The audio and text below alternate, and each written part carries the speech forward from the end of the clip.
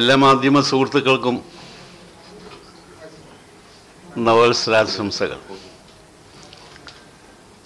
Thiruvananthapuram press ക്ലബിൻ്റെ പുതിയ committee അധികാരത്തിൽ വന്നതിന് ശേഷം ആദ്യമായിട്ടാണ് ഒരു അഭിമുഖത്തിന് ഞാനിവിടെ എത്തുന്നത്. ഗവൺമെൻറ്റിൻ്റെ 6 മാസക്കാലത്തെ പ്രവർത്തനമാണ് നിങ്ങളുടെ വിഷയം എന്ന് ഞാൻ മനസ്സിലാക്കുന്നത്. 7 മാസം.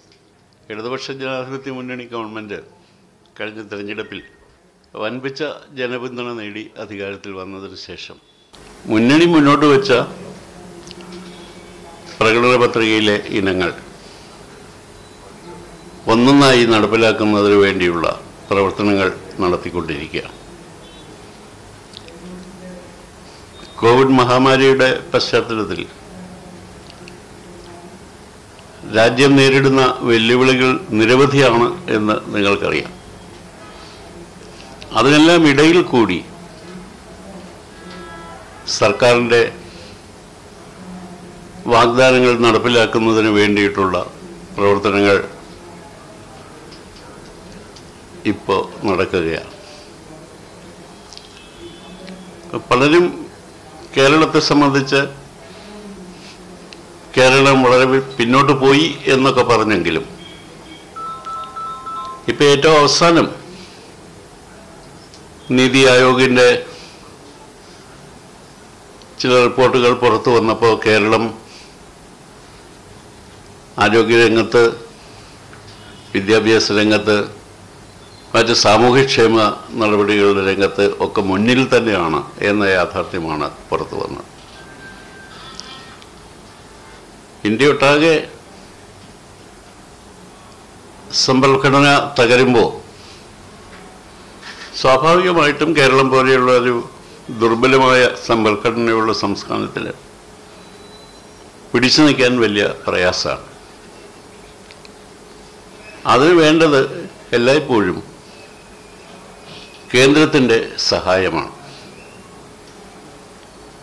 എന്നാൽ കേന്ദ്ര ഗവൺമെൻറ് ആകട്ടെ കഴിഞ്ഞ നാളുകളിൽ ഉള്ള അതിൻ്റെ നിലപാട് ഇപ്പോഴും തുടരുകയാണ്.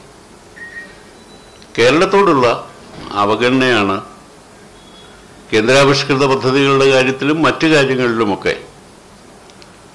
കേന്ദ്ര ഗവൺമെൻറ് തുടർന്നുകൊണ്ടിരിക്കുന്നത്. അതുകൊണ്ട് കേരളത്തിൻ്റെ ആവശ്യങ്ങൾ നേടിയെടുക്കുന്നതിന് വേണ്ടി കേന്ദ്രത്തിന് മുമ്പാകെ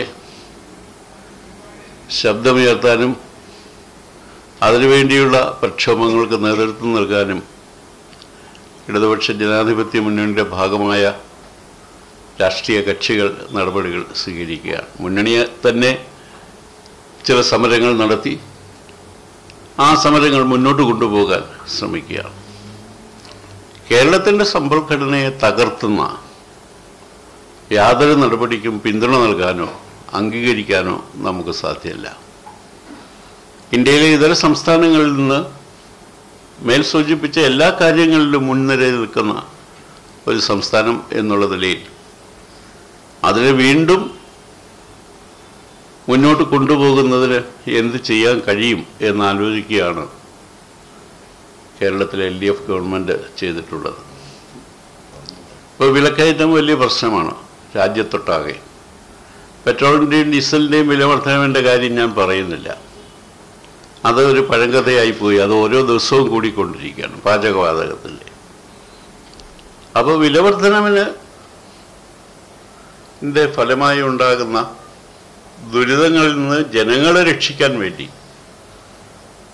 കേരളത്തിലെ ഗവൺമെൻറ് അതിൻ്റെ പരിമിതമായ സാമ്പത്തിക സ്ഥിതിക്കുള്ളിൽ നിന്നുകൊണ്ട് പരിശ്രമങ്ങൾ ഇന്ന് നടത്തുന്നുണ്ട്. വേണ്ടത്ര കേന്ദ്ര സഹായം നമുക്ക് ലഭിക്കുന്നില്ല എന്നുള്ള യാഥാർത്ഥ്യം ബാക്കി നിൽക്കുന്നു. എങ്കിലും ജനങ്ങളോടുള്ള ഉത്തരവാദിത്വം നിറവേറ്റാൻ LDF ഗവൺമെൻറ് പരിശ്രമിക്കുകയാണ്. ഈ കഴിഞ്ഞ നാളുകളുടെ കണക്കുകൾ പരിശോധിക്കുമ്പോൾ ആഗോളീകരണത്തിൻ്റെ ബാക്കിപത്രം എന്ന് പറയുന്നത് വർദ്ധിച്ച തൊഴിലില്ലായ്മയാണ്. കേരളമാണ് വിദ്യാഭ്യാസ കാര്യത്തിൽ മുന്നിൽ നിൽക്കുന്ന ഒരു സംസ്ഥാനം അഭ്യസ്തവിദ്യരായ ധാരാളം ചെറുപ്പക്കാർ തൊഴിൽ തേടുന്ന ഒരു സംസ്ഥാനമാണിത്. പക്ഷെ ദേശീയ ശരാശരി നോക്കുമ്പോഴും തൊഴിലില്ലായ്മ വർദ്ധിച്ചു വരുന്നതായിട്ടാണ് അവസാനം വന്ന കണക്കുകൾ കാണിക്കുന്നത്. അപ്പോൾ കൂടുതൽ ആളുകൾക്ക് തൊഴിൽ നൽകാനുള്ള പദ്ധതികൾ കേരളത്തിൽ ആവിഷ്കരിക്കാനുള്ള പരിശ്രമമാണ് കേരളത്തിലെ ഗവൺമെൻറ് ചെയ്യുന്നത്. രാജ്യത്ത് ആദ്യമായി ഭൂപരിഷ്കരണ നിയമം നടപ്പിലാക്കിയ സംസ്ഥാനമാണിത്. എങ്കിൽ പോലും അതിൻ്റെ ലക്ഷ്യങ്ങൾ ഇന്നും പൂർത്തിയായിട്ടില്ല. ഭൂരഹിതരായ നിരവധി കുടുംബങ്ങൾ ഇപ്പോഴും അവശേഷിക്കുന്നു. അവർക്ക് ഭൂമിയും വീടും എന്ന സ്വപ്നം യാഥാർത്ഥ്യമാക്കാൻ വേണ്ടി ഈ ഗവൺമെൻറ് പരിശ്രമിക്കുകയാണ്. ഇപ്പോൾ ലൈഫ് മിഷൻ്റെ അടുത്ത ഘട്ടത്തിലേക്കുള്ള അപേക്ഷകൾ സ്വീകരിച്ച് അവരാര് എന്ന് നിശ്ചയിക്കുന്ന സന്ദർഭമാണ്. അതുപോലെ ഭൂരഹിതരായ ആളുകൾക്ക് ഭൂമിയിൽ അവകാശം നൽകുന്നതിന് വേണ്ടി പട്ടയവും മറ്റു കാര്യങ്ങളും നൽകാൻ ശ്രമിക്കുകയാണ്. വ്യാവസായികമായി പിന്നോക്കം നിൽക്കുന്ന ഈ സംസ്ഥാനത്ത് അതിന് കൂടുതൽ ശക്തമായി മുന്നോട്ട് പോകാൻ കഴിയുന്ന തരത്തിൽ മൂലധനം സ്വരൂപിക്കാനും വ്യവസായികൾക്ക് സ്വാഗതം നൽകാനും ഉള്ള പ്രവർത്തനങ്ങൾ കേരളത്തിലെ ഗവൺമെൻറ് നടത്തുകയാണ്. ഇങ്ങനെ സർവ്വതോന്മുഖമായ പുരോഗതി ലക്ഷ്യമാക്കിക്കൊണ്ടുള്ള എല്ലാ വകുപ്പിൻ്റെയും കാര്യം ഞാൻ പറഞ്ഞില്ല, വിവിധ പ്രവർത്തനങ്ങൾ LDF ഗവൺമെൻറ് അതിന് തുടക്കം ഇട്ട് കഴിഞ്ഞു. പക്ഷെ കേരളത്തിൻ്റെ വികസനത്തോട് പിന്തിരിഞ്ഞു നിൽക്കുന്ന ഒരു സമീപനമാണ് പ്രതിപക്ഷ പാർട്ടികൾ കേരളത്തിൽ സ്വീകരിക്കുന്നത്. ഇപ്പോൾ നമ്മുടെ ചരിത്രത്തിൽ ഇതുവരെ കേരളത്തിൻ്റെ ഒരു പദ്ധതിക്ക് അംഗീകാരം നൽകരുത് എന്ന് പറഞ്ഞ് കേന്ദ്ര ഭരണകൂടത്തിൽ സ്വാധീനം ചെലുത്താൻ നിവേദനം സമർപ്പിക്കാൻ MP-മാർ പോയ ചരിത്രം നമുക്കില്ല. 67 വിലക്കയറ്റത്തിന് പ്രശ്നത്തിന് പരിഹാരമുണ്ടാക്കണം എന്നാവശ്യപ്പെട്ടുകൊണ്ട് എല്ലാ കക്ഷികളും ചേർന്ന് നടത്തിയ സമ്മർദ്ദത്തിൻ്റെ ഫലമാണ് നമുക്ക് സ്റ്റാറ്റ്യൂട്ടറി റേഷനിങ് അനുവദിച്ചത്. 67 തന്നെ കേരളത്തിൻ്റെ കേന്ദ്ര മൂലധന നിക്ഷേപം വർദ്ധിപ്പിക്കണം എന്നാവശ്യപ്പെട്ടുകൊണ്ട് നിയമസഭയിൽ പ്രാതിനിധ്യമുള്ള എല്ലാ കക്ഷികളും ഒരുമിച്ച് നിന്ന് പോരാടിയതിൻ്റെ ഫലമായിട്ടാണ് കൊച്ചി കപ്പൽ നിർമ്മാണശാല നമുക്ക് കിട്ടിയത്. എന്നാൽ ഇപ്പോൾ 2021 അതെല്ലാം പഴയകാല ഓർമ്മകളായി മാറുകയാണ്. ഇപ്പോൾ കേരളത്തിൻ്റെ വികസനം, കേരളത്തിലെ ജനങ്ങളുടെ പുരോഗതി, അതിൽ പോലും കക്ഷിയും രാഷ്ട്രീയവും നോക്കുന്ന നിർഭാഗ്യകരമായ ഒരു പ്രതിപക്ഷ നിലപാടാണ് ഇന്നുള്ളത്. കേന്ദ്രം നമ്മളെ കൈയയച്ച് സഹായിക്കുന്ന ഒരു സന്ദർഭത്തിൽ ഏതെങ്കിലും രാഷ്ട്രീയ കാര്യം ഉന്നയിച്ചാൽ അത് മനസ്സിലാവും. പക്ഷെ അത് സംസ്ഥാനത്തിനെതിരായിട്ടാവരുത്. എന്നാൽ ഇവിടെ കേന്ദ്രം നമ്മളെ സഹായിക്കുന്നില്ല, ഒരു കാരണവശാലും സഹായിച്ചുകൂടാ എന്ന നിലപാട് കേരളത്തിലെ ജനപ്രതിനിധികൾ MP-മാർ എടുക്കും. ഇത്തരമൊരു സാഹചര്യത്തിലാണ് നമ്മൾ പ്രവർത്തിക്കുന്നത്. അതുകൊണ്ട് ഈ വെല്ലുവിളികളെല്ലാം അതിജീവിച്ചുകൊണ്ട് LDF ഗവൺമെൻറ് ജനപക്ഷത്ത് നിന്ന് മുന്നോട്ട് പോകാനുള്ള ശ്രമമാണ് നടത്തുന്നത്. അതിൽ കേരളത്തിലെ ജനങ്ങളുടെ പിന്തുണ കഴിഞ്ഞ തെരഞ്ഞെടുപ്പിൽ പ്രകടിപ്പിച്ചതുപോലെ LDF-നൊപ്പമുണ്ട് എന്നാണ് ഞങ്ങൾ കണക്കാക്കുന്നത്. മാധ്യമങ്ങളുടെ സഹകരണം സംസ്ഥാനത്തിൻ്റെ വികസനത്തിന് സുപ്രധാനമായ പങ്ക് നിർവഹിക്കുന്നുണ്ട്. പക്ഷെ പലപ്പോഴും ഇപ്പോൾ വരുന്ന വാർത്തകൾ പോസിറ്റീവല്ല, നെഗറ്റീവാണ് എന്ന് പറയേണ്ടി വന്നതിൽ ദുഃഖമുണ്ട്.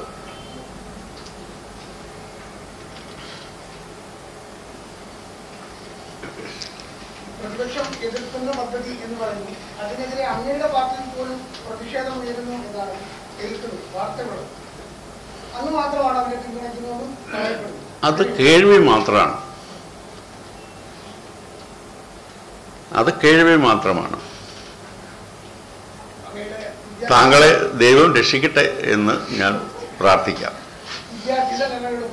സാധാരണഗതിയിൽ ഒരു പദ്ധതി നടപ്പാക്കുമ്പോൾ എല്ലാ ആശങ്കകളും പരിഹരിച്ച് ആദ്യം ഇതിന്റെ വയബിലിറ്റി സ്റ്റഡി എല്ലാം നടത്തിയതിനു ശേഷമുള്ള പദ്ധതികൾ നടപ്പാക്കുക. ഇപ്പൊ തലകീഴെ നടത്തുമ്പോൾ സ്വാഭാവികമായിട്ടുണ്ടാകുന്ന സംശയമുള്ള എല്ലാ സ്ഥലത്തുനിന്നും താങ്കൾക്ക് അതിന്റെ അറിവില്ലാത്തതുകൊണ്ട് ചോദിക്കുന്നതാണ്. അതായത് 2013 ലാൻഡ് അക്വിസിഷൻ നിയമമുണ്ട്. അതിൻ്റെ ആ നിയമത്തിന് 2015 റൂൾസ് ഉണ്ടാക്കിയിട്ടുണ്ട്. അപ്പോൾ ഒരു മേജർ പ്രോജക്റ്റ് വരണമെങ്കിൽ അതിൻ്റെ അലൈൻമെൻറ്റ് ഏതാണ് എന്ന് ആദ്യം പറയണം. അങ്ങനെ അലൈൻമെൻറ്റ് ഇതിനെ സംബന്ധിച്ച് നിശ്ചയിച്ചു കഴിഞ്ഞാൽ, ഇപ്പം നമ്മുടെ കയ്യിലുള്ളത് ആകാശത്തോടെയുള്ള അലൈൻമെൻറ്റാണ്, സങ്കല്പത്തിലുള്ളതാണ്. അത് മണ്ണിൽ എങ്ങനെയാണ് എന്ന് നിശ്ചയിച്ചു കഴിഞ്ഞാൽ അതിൻ്റെ സോഷ്യൽ ഇമ്പാക്റ്റ് അസസ്മെൻറ്റ് നടത്തണം. ആ നിയമം അനുസരിച്ച്, അല്ലാതെ ഇതിനു വേണ്ടി പ്രത്യേകം ഉണ്ടാക്കിയതല്ല. എല്ലായിടത്തും ഇന്ത്യയിൽ ആ നിയമമാണ് പ്രാബല്യത്തിലുള്ളത്. ആ സോഷ്യൽ ഇമ്പാക്റ്റ് അസസ്മെൻറ്റിന് വേണ്ടി ഓരോ ജില്ലകളിലും അലൈൻമെൻറ്റ് നിശ്ചയിച്ച് അതിനു വേണ്ടിയുള്ള നടപടി എടുത്താൽ അതിനെ സംബന്ധിച്ച് സ്റ്റഡി നടത്തി എന്താണ് സോഷ്യൽ ഇമ്പാക്റ്റ്, എത്ര വീട് നഷ്ടപ്പെടുന്നു, എത്ര ആളുകൾക്ക് ഭൂരഹിതരാകുന്നു, അവരെങ്ങനെ പോകുന്നു, അവിടെ എന്താണ് പുതിയ പ്രശ്നമുള്ളത്, ഇതെല്ലാം പരിശോധിച്ച് ഒരു റിപ്പോർട്ട് വന്നാൽ അതിനെ സംബന്ധിച്ച് പബ്ലിക് ഹിയറിംഗ് ഉണ്ട്. അങ്ങനെ പബ്ലിക് ഹിയറിംഗ് നടത്തി കഴിഞ്ഞതിന് ശേഷം ആ ഹിയറിങ്ങിലുള്ള കാര്യങ്ങളെല്ലാം കൂടെ ഒരു എക്സ്പെർട്ട് കമ്മിറ്റിക്ക് അയക്കും. ആ എക്സ്പെർട്ട് കമ്മിറ്റി അതിനെ സംബന്ധിച്ച് പരിശോധിച്ചതിന് ശേഷം ഒരു പ്രാഥമിക റിപ്പോർട്ട് ഗവൺമെൻറ്റിൽ സമർപ്പിക്കും. അതിനുശേഷം വീണ്ടും ഇതൊക്കെയാണ് ഇതിൻ്റെ കാര്യങ്ങൾ എന്ന് പറഞ്ഞു കഴിയുമ്പോൾ വീണ്ടും പബ്ലിക് ഹിയറിങ്ങിനുള്ള സൗകര്യമുണ്ട്. അപ്പോൾ പദ്ധതി തുടങ്ങുന്നതിന് മുമ്പാണ് ഇതെല്ലാം നടക്കുന്നത്. പദ്ധതി വരാൻ പോകുന്നേ ഉള്ളൂ. അതിനു മുമ്പ് ഈ ഘട്ടങ്ങളെല്ലാം കടന്നതിന് ശേഷമേ 2013 ലാൻഡ് അക്വിസിഷൻ നിയമം അനുസരിച്ച് നമ്മൾ എടുക്കുന്ന ഭൂമിയുടെ ബേസിക് വാല്യൂ ഫിക്സ് ചെയ്യാനും അത് എത്ര വേണം എന്ന് നിശ്ചയിക്കാനും എല്ലാം ഉള്ള അധികാരം ഉള്ളൂ. പഴയ പൊന്നുവില നിയമമല്ല. ഇപ്പോഴത്തെ നിയമത്തിൽ മാർക്കറ്റ് വാല്യൂവിൻ്റെ എത്രയോ ഇരട്ടിയാണ് ഈ പറയുന്ന കാര്യങ്ങൾക്കെല്ലാം കൊടുക്കുന്നത്. അങ്ങനെ കൊടുക്കുന്നത് കൊണ്ടാണ് കേരളത്തിൽ ദേശീയപാതയ്ക്ക് മുമ്പുണ്ടായിരുന്ന തർക്കങ്ങളൊന്നും ഇന്നില്ലാത്തത്. അതുകൊണ്ട് താങ്കൾ വെയിറ്റ് ചെയ്തു.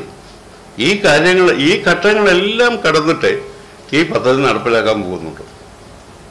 അതാണിപ്പോൾ പ്രശ്നം. അതുകൊണ്ടാണ് ഞാൻ പറഞ്ഞത് പ്രതിപക്ഷത്തിനും ഇത്തരം കാര്യങ്ങളൊക്കെ അവർക്കതിനകത്ത് ഇടപെടാനും അഭിപ്രായങ്ങൾ പറയാനും.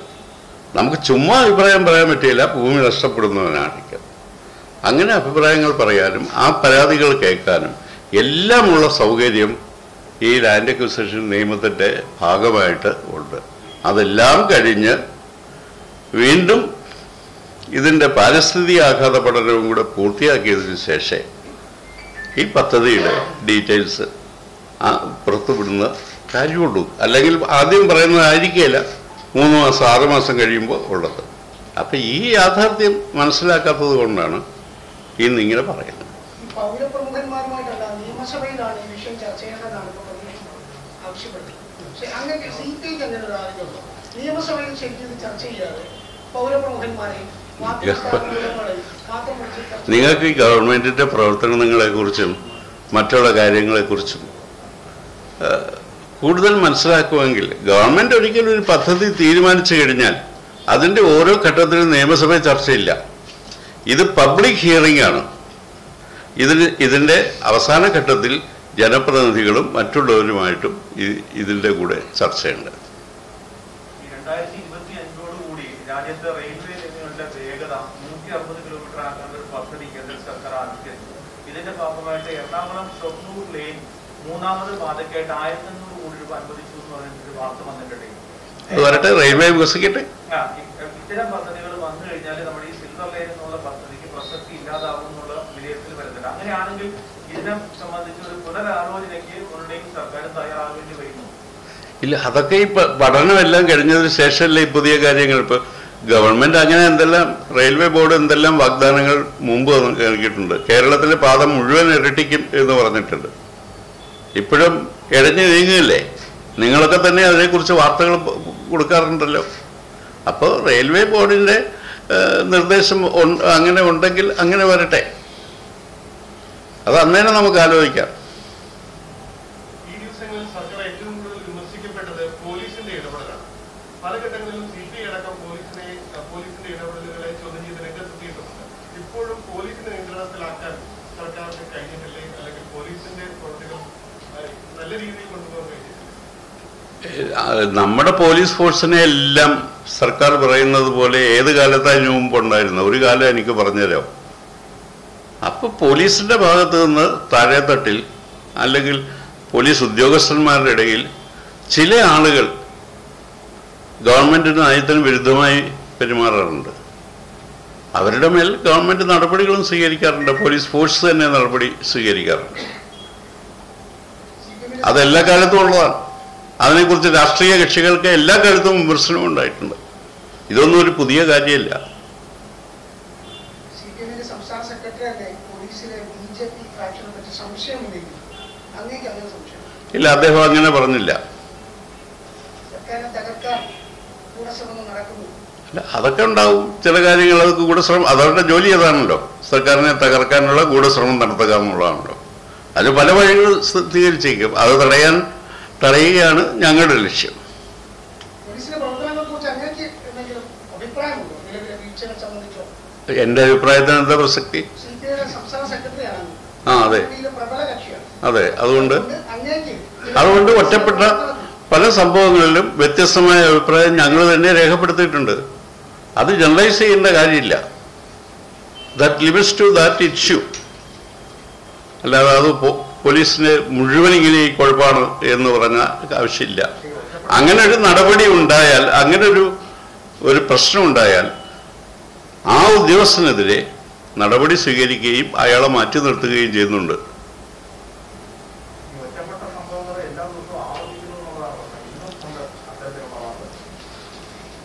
അതെ, അതിപ്പോൾ അങ്ങനെ സമൂഹത്തിൽ അങ്ങനെയൊക്കെ ഉണ്ടാവും.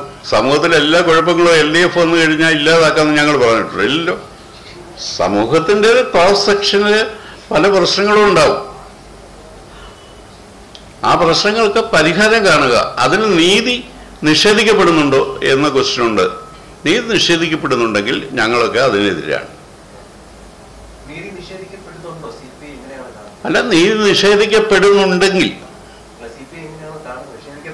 നിഷേധിക്കപ്പെട്ടാൽ ഞങ്ങൾ എതിരാണ്. അത് മനസ്സിലാക്കട്ടെ കേട്ടോ.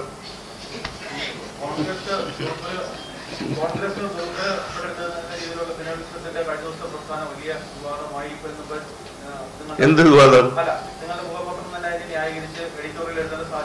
അത് ഞങ്ങളുടെ പാർട്ടിയുടെ അഭിപ്രായം. അതെന്തോ ന്യായീകരണം? ഞാൻ ചോദിക്കട്ടെ സാർ, CPIയുടെ സംസ്ഥാന സെക്രട്ടറി എന്ന് പറയുന്നു ഈ തൃക്കാക്കര ഉപതെരഞ്ഞെടുപ്പ് നടക്കാനിരിക്കുന്ന പശ്ചാത്തലത്തിൽ ബിനോയ് വിശ്വം എറണാകുളത്ത് വെച്ച് അങ്ങനെ ഒരു പ്രസ്താവന നടത്തിയത് കേരളത്തിൽ വലിയ ദോഷം ചെയ്യുന്നതാണ് CPIയുടെ സംസ്ഥാന സെക്രട്ടറി എന്ന് പറഞ്ഞിരിക്കുന്നത്. അതൊരു പാർട്ടിയുടെ ദേശീയ നേതാവ് ഒരു രാഷ്ട്രീയത്തെക്കുറിച്ച് പൊതുവിൽ അഭിപ്രായം പറയുന്നത് ആ ദേശീയ രാഷ്ട്രീയത്തിൻ്റെ പശ്ചാത്തലത്തിലാണ്.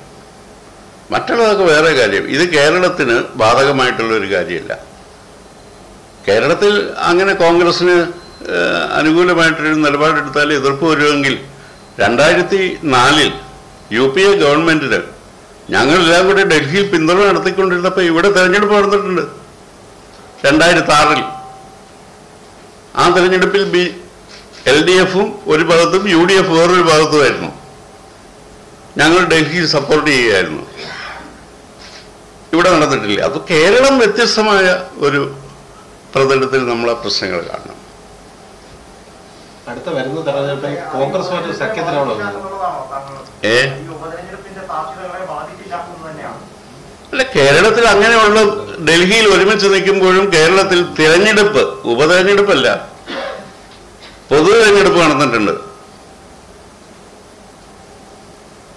വരുന്ന തെരഞ്ഞെടുപ്പിൽ കോൺഗ്രസുമായിട്ടുള്ള സഖ്യത്തിന് എന്നൊന്നും ഞങ്ങൾ പറഞ്ഞില്ല. സഖ്യമൊന്നുമല്ല ഇത്. CPIയുടെയും CPMന്റെയും രാഷ്ട്രീയ പ്രമേയം BJPക്ക് എതിരായിട്ട് ലെഫ്റ്റ് സെക്യുലർ ഡെമോക്രാറ്റിക് ഫോഴ്സസിനെ യൂണിഫൈ ചെയ്യണം എന്നതാണ്.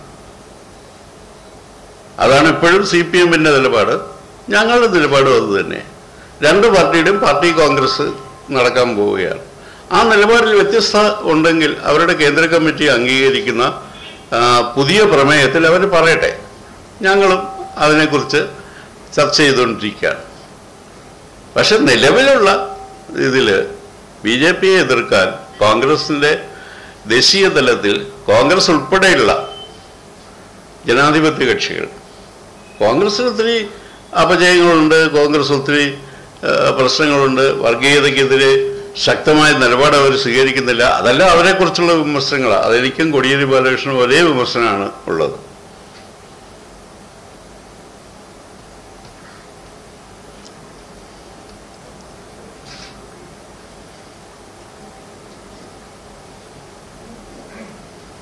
കോഴിക്കോട് മസ്കസ് നോളജ് സെന്ററിൽ അങ്ങ് പോകില്ല എന്ന് ജനുവരി 1 പറഞ്ഞായിരുന്നു. കോഴിക്കോട് മാധ്യമപ്രവർത്തകർ ചോദിച്ചപ്പോൾ പറയാം അങ്ങ് അവിടെ പോവുകയും ഒട്ടേഭൂമിയായിട്ട് ബന്ധപ്പെട്ട പ്രശ്നമാണ്. ആരാ ചോദിക്കുന്നേ? എന്തുകൊണ്ടാണ് അങ്ങനെ ഒരു യാത്ര അവിടെ വേണ്ടി വന്നത്? അല്ല, അവിടെ കേരളത്തിലെ ആദ്യത്തെ ഒന്നാമത് ഉള്ള ഒരു യുനാനി മെഡിക്കൽ കോളേജാണ്. ആ മെഡിക്കൽ കോളേജ് യൂണിവേഴ്സിറ്റിയും ഗവൺമെൻറ്റും അനുവദിച്ചിട്ട് നടക്കുന്നതാണ്. അവിടെ കുട്ടികളുടെ 2 ബാച്ചിലെ അവരുടെ ഏറ്റവും കൂടുതൽ റാങ്ക് കിട്ടിയ ആളുകൾക്ക് അനുമോദിക്കുന്ന ഒരു ചടങ്ങിലാണ് പോയത്. അതിലൊരു കുഴപ്പമില്ല. അത് അവിടുത്തെ പാർട്ടി അറിയാം അങ്ങനെ ഒരു പരിപാടി ഉണ്ടെന്ന്. അങ്ങനെയാണ് ഞാനിവിടെ പോയത്. മറ്റേതൊക്കെ നിയമത്തിൻ്റെ വഴിക്ക് പോവും. അത് ആ കാര്യങ്ങൾ ഭൂമിയെക്കുറിച്ച് തർക്കമുണ്ടെങ്കിൽ അതിപ്പോൾ ഹൈക്കോടതിയിൽ ഇരിക്കുന്ന കേസാണ്. ഗവൺമെൻറ്റിന് ഇപ്പോൾ തൽക്കാലം ഒന്നും ചെയ്യാനില്ല. അത് കേസൊക്കെ തീരട്ടെ, എന്നിട്ട് നമുക്ക് നോക്കാം. UDF സർക്കാരിന്റെ കാലത്ത് അവർ മുന്നോട്ട് വെച്ച പ്രധാനപ്പെട്ട ആശയങ്ങളിൽ ഒന്നായിരുന്നു ഹൈസ്പീഡ് റെയിൽ കോറിഡോർ. ഈ രാജ്യത്തെമ്പാടും BJP ഗവൺമെന്റുകൾ ഇതിനേക്കാൾ വൻകിട വലിയ പദ്ധതികൾ മുന്നോട്ട് വെക്കുന്നുണ്ട്. അത്തരമൊരു സാഹചര്യത്തിൽ BJPയും കോൺഗ്രസും കേരളത്തിനെതിരായി എടുക്കുന്ന ഒരു സമീപനത്തിൽ ഒരു ഇരട്ടത്താപ്പി. അല്ല, അത് നാട്ടിൽ ജനങ്ങൾക്കറിയാമല്ലോ. അവരിരുന്നപ്പോൾ തുടങ്ങിയതാണ് ഈ പദ്ധതി. അവരാണ് ഇതിൻ്റെ ആദ്യ പ്രാരംഭ ചർച്ചകൾക്ക് തുടക്കമിട്ടത്. പക്ഷെ ഇപ്പം എന്തോ കാരണത്താൽ അവർ കേരളത്തിൻ്റെ വികസനത്തിന് എതിരായിട്ടുള്ളൊരു നിലപാട് സ്വീകരിക്കുന്നു. അതിൽ പ്രതിപക്ഷ കക്ഷികൾ കോൺഗ്രസും BJPയും ഒരേ നിലപാടാണ് സ്വീകരിക്കുന്നത്. അത് കേരളത്തിൻ്റെ പുരോഗതിക്കും വികസനത്തിനും എതിരാണ് എന്നതാണ് ഞങ്ങളുടെ ഉറച്ച സമീപനം. അത് അതിൻ്റേതായിട്ടുള്ള എല്ലാ പബ്ലിക് ഹിയറിങ്ങും അതുപോലെയുള്ള കാര്യങ്ങളും എല്ലാം അതിൻ്റെ ഉണ്ടാകും. ഭൂമി എടുക്കണേ അതൊക്കെ വേണം.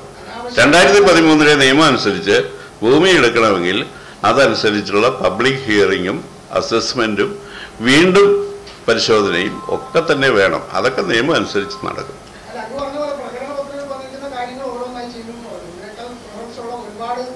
അല്ല, പ്രിഫറൻസ് താങ്കളില്ലല്ലോ, ഞങ്ങളല്ലേ തീരുമാനിക്കട്ടെ. ഇല്ലില്ല, അത് താങ്കളുടെ കഴിഞ്ഞ ഗവൺമെന്റിന്റെ കാലത്ത് 2019 ഇത് സംബന്ധിച്ചുള്ള ചർച്ചകളുണ്ടായിരുന്നു, അറിയാമല്ലോ. അന്ന് ക്യാബിനറ്റ് തീരുമാനമെടുത്തിട്ട് ഇതിന്റെ ഡ്രാഫ്റ്റ് പ്രപ്പോസൽ അംഗീകരിച്ചതായിട്ട് പ്രസ് നോട്ട് തന്നിട്ടുണ്ട്. അനാവശ്യ ധൃതിയല്ല, ഇപ്പൊ 21ആയി. ഏതായാലും ഇപ്പൊ ഗവൺമെന്റ് ഒരു കാര്യം ചെയ്യണമെങ്കിൽ അങ്ങയുടെ അടുക്ക് വന്ന് ചോദിച്ചിട്ട് ചെയ്യണം എന്നൊരു ധാരണ വേണ്ട.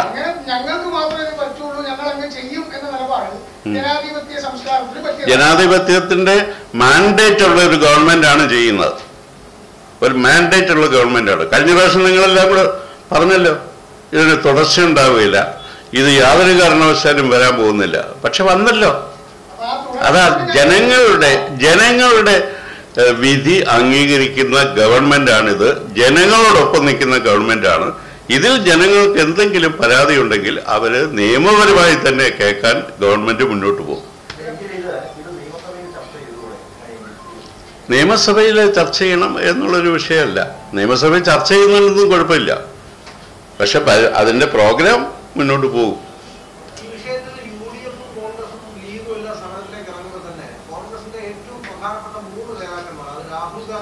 കെ ആന്റണി, ശശി തരൂർ 3 പേരും ഈ വിഷയത്തിൽ കേന്ദ്ര റെയിൽവേ മന്ത്രിക്ക് കൊടുത്ത കത്തിൽ ഒപ്പിട്ടിട്ടില്ല.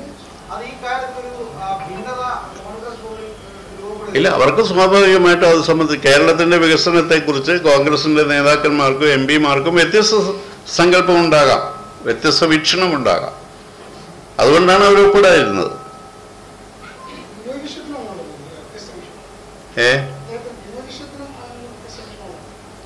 ഇല്ലില്ല, ഇതിനെ സംബന്ധിച്ച് അവിടെ കേന്ദ്ര മന്ത്രിമാർക്ക് വേറെ പ്രശ്നമൊന്നുമില്ലല്ലോ. ഞങ്ങളിത് അംഗീകരിക്കാന്ന് വെച്ചാൽ ഗവൺമെന്റ് അല്ലേ പോകുന്നത്, പിന്നെ ആര് പോകുന്നത്? അവിടെ പ്രതിപക്ഷ എം പിമാരെ വിളിച്ചപ്പോൾ അതിൻ്റെ കൂടെ കേരളത്തിൽ നിന്നുള്ള മറ്റുള്ള എം പിമാരെയും വിളിക്കണം എന്നാണ് അവരാവശ്യപ്പെട്ടത്. ആ കത്തിൽ ബിനോയ് വിശ്വ ഒപ്പിട്ടിട്ടുണ്ട്. പിന്നെ അങ്ങനെയൊക്കെ സൗകര്യം ഇല്ലാത്ത ദിവസം യോഗം വിളിച്ചപ്പോൾ അങ്ങനെ പോയിട്ടില്ല, അത് വേറെ കാര്യം.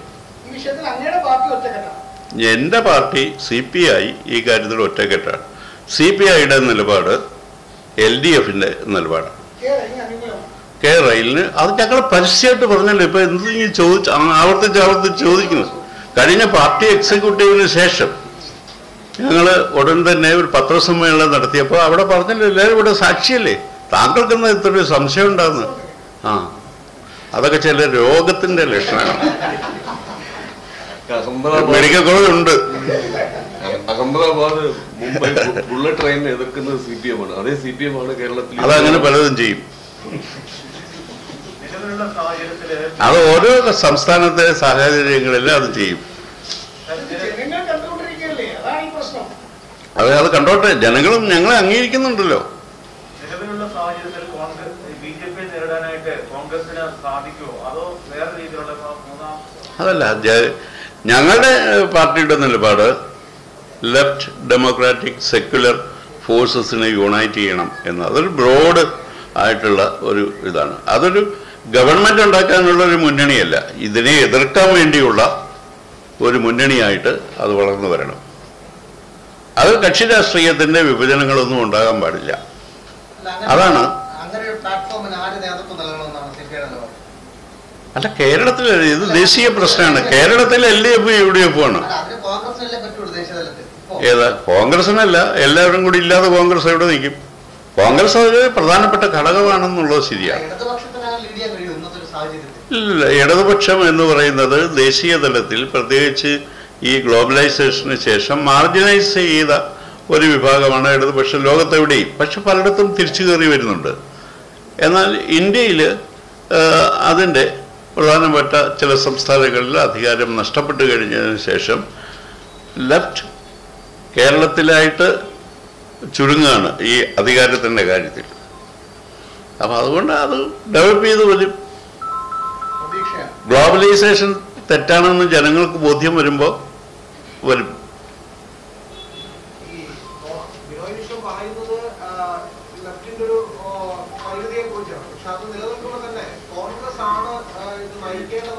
എന്നൊന്നും ബിനോയ് വിശ്വം പറഞ്ഞില്ല. എന്തിനും ആവശ്യമില്ലാത്ത കാര്യം പറഞ്ഞു.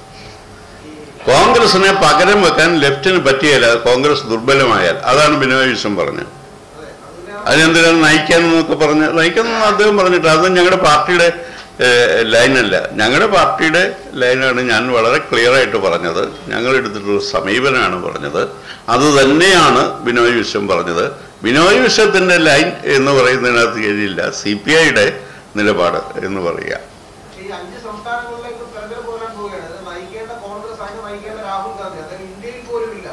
അതൊക്കെ ആ പ്രദേശങ്ങളിൽ അതിനകത്ത് ഉള്ള ചർച്ചകൾ നടത്തി അവിടെ പ്രാദേശികമായിട്ടുള്ള മുന്നണികളുണ്ടാകും. അങ്ങനെ അത് അതിനകത്ത് ചിലതിനകത്ത് കോൺഗ്രസ് കാണും, ചിലത് കോൺഗ്രസ് കാണില്ല. അതിപ്പോൾ ഒരു പ്രശ്നമില്ല. അത് രണ്ടാമത്തെ കാര്യം.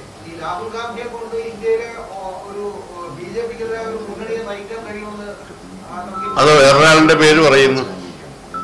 അങ്ങേക്ക് അറിയാവുന്ന ഒരു കക്ഷിയുടെ പേര് എനിക്ക് പറഞ്ഞാൽ എനിക്കറിയില്ല ആര് നയിക്കുന്നത്. ഇപ്പോൾ താങ്കളുടെ മനസ്സിൽ വല്ലവരും ഉണ്ടെങ്കിൽ പറ.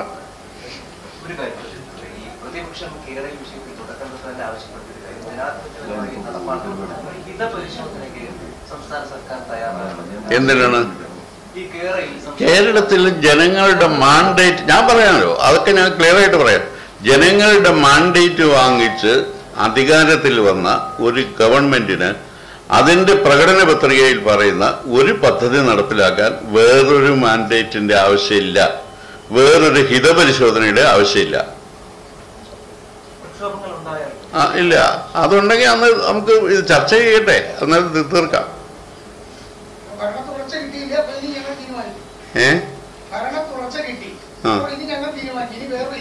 അല്ല, പിന്നെ വേറെ ആരെങ്കിലും തീരുമാനിക്കാൻ വിട്ടുകൊടുക്കാൻ പറ്റുമോ? ജനങ്ങളെ ഞങ്ങൾ തിരഞ്ഞെടുത്തു, ഇനി കാര്യങ്ങൾ വേറെ തീരുമാനിക്കട്ടെ, എന്നിട്ട് ഞങ്ങൾ നടപ്പിലാക്കാം, അങ്ങനെ പറയാൻ പറ്റുമോ? അതൊരു ജനാധിപത്യമാണോ? അത് ജനാധിപത്യമല്ലല്ലോ. ഞാൻ പറയുന്നത് ജനാധിപത്യത്തിൽ മാൻഡേറ്റോടുകൂടി അധികാരത്തിൽ വന്ന ഒരു ഗവൺമെന്റിന് അതിൻ്റെ ഒരു പരിപാടി നടപ്പിലാക്കാൻ ജനങ്ങളോട് പറഞ്ഞിട്ട് ആ പരിപാടിയെ കുറിച്ച് പറഞ്ഞിട്ടുണ്ട്. അത് നടപ്പിലാക്കാൻ വേറൊരു റഫറൻഡം ആവശ്യമില്ല. വളരെ ക്ലിയറാണ് ഞാൻ പറഞ്ഞത്. ഈ കർഷക നിയമങ്ങൾ നടപ്പാക്കുമ്പോൾ സർക്കാർ ഇത് തന്നെയാണ് പറഞ്ഞത്, വലിയ ഭൂരിപക്ഷത്തിൽ മാൻഡേറ്റ് കിട്ടി അത് നടപ്പാക്കി പിന്നീട് പ്രക്ഷോഭം വന്നപ്പോൾ പിൻവലിക്കേണ്ടത് അതൊരു നിയമം, രാജ്യത്തിന്റെ നിയമം, ഒരു നിയമ സംവിധാനം മാറ്റിയതാണ്. ഇതൊരു പ്രോഗ്രാമാണ്, രണ്ടാണ്. ലളിതമായിട്ട് കാണരുത്, അത് രണ്ടാണ്. കൂടുതൽ വാർത്തകൾക്കും വാർത്തകളിലെ വസ്തുതകൾക്കും ഈ ചാനൽ സബ്സ്ക്രൈബ് ചെയ്ത് ഫോളോ ചെയ്യുക.